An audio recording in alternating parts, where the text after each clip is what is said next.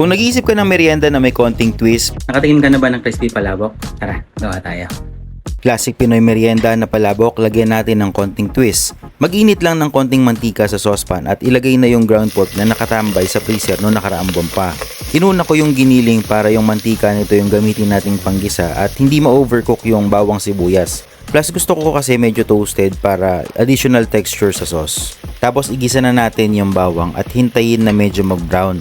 Tapos isunod na natin yung sibuyas at hintayin lang din konti na lumambot ito. At pwede na haluin para kumapit ng lasa sa ground pork. Pagkatapos niyan ay susunod na natin yung isa sa main flavor ng palabok, yung tinapa. Igigisa lang natin yan kasama ng giniling. Mas masarap na tinapa, mas masarap na palabok syempre. At ang gamit nating tinapa ay gawa ni Aling Julie na sikat na tinapahan sa Barangay Perez, Bulacan, Bulacan. Pinasyalan ko ang tinapahan ni Ma'am Julie dito sa Bulacan, Bulacan na isa sa mga kilalang tinapahan. Oo, ito.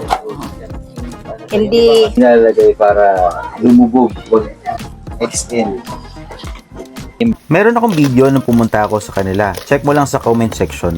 Dito ay ginigisa ko lang mabuti yung tinapa at yung ground pork. Dito naglagay ako ng konting suka for the purpose na wag mabilis masira o mapanis yung magiging palabok sauce. Tapos next ay naglagay ako ng calamansi juice, pangtanggal lansa ng isda at additional flavor sa ground beef at kinisang tinapa.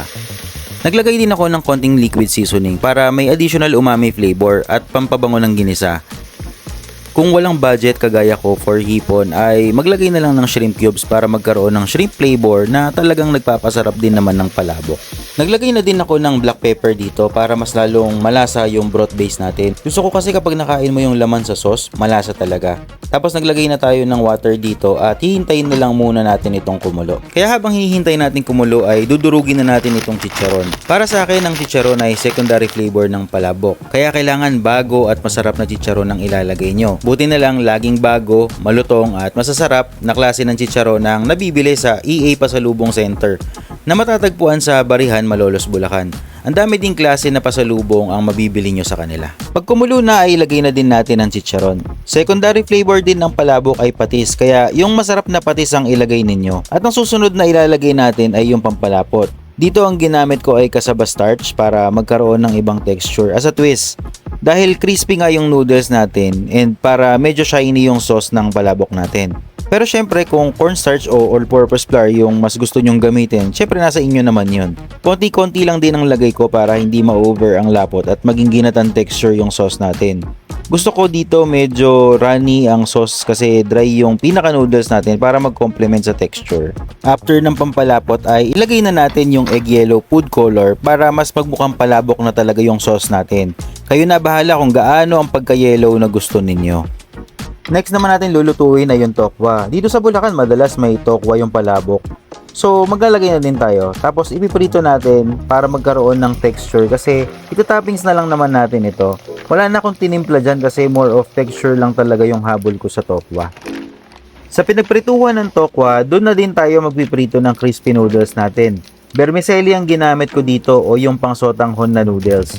Tapos medyo paghiwa-hiwalayin natin yung mga strand nito para maprito at umalsa ng maayos. Mas maganda ito kung mas malaki yung frying pan at mas maraming mantika. Kung nakikita nyo ay umalsa na yung vermicelli dito, kailangan tama ang init ng mantika at mailubog lahat kundi ay magiging makunat ito. Dapat ang maging texture nito ay parang crackers na. Ang pinakahuli na lulutuin natin ay yung egg na nasa ibabaw. Normally, boiled egg ang nilalagay sa palabok. Pero para sa twist, over hard egg ang gagawin natin para sa presentation nito. Mas maganda kasi, 'di ba? At mas kakaiba, 'di ba? Ganito ang technique ko sa over hard egg. Paglagay ko sa pan ng itlog ay hahayaan ko muna maluto yung egg white. May kaunti din itong mantika para wag lang dumikit. Pagkatapos ay maglalagay ako ng konting tubig para yung moisture na nag-evaporate na tubig ang luluto sa egg yolk. Kapag ready na ang lahat ng ingredients ay pwede na nating i-plating. Unahin natin yung palabok sauce sa crispy noodles na ginawa natin. Hanggat maaari ay lahat ng strand ay merong sauce. And kung plano mo itong iserve sa cafe o restaurant mo, additional experience sa customer kung sila ang magbubuhos ng palabok sauce. Tapos ilagay na din natin yung prinito nating tofu para sa additional texture. And then, onion leeks para additional flavor and color sa top. And syempre yung over hard egg na parang hero topping natin sa plating na ito. Mas maganda din yan kung merong hipon, lalo na kung may budget kayo. Tapos ang last is yung chicharon na durog, dagdag flavor and para mas overload. Kung nag-iisip ka ng merienda na may konting twist, pwede mong gawin itong crispy palabok para maiba naman. Kung meron kang gustong recipe na gawin o ituro ko, comment down below. O meron kayong product na gusto nyong gamitin natin as ingredients, i-message nyo lang po ako. Yung recipe ng crispy palabok ay ipapakita ko, screenshot nyo na lang. Maraming salamat sa panonood!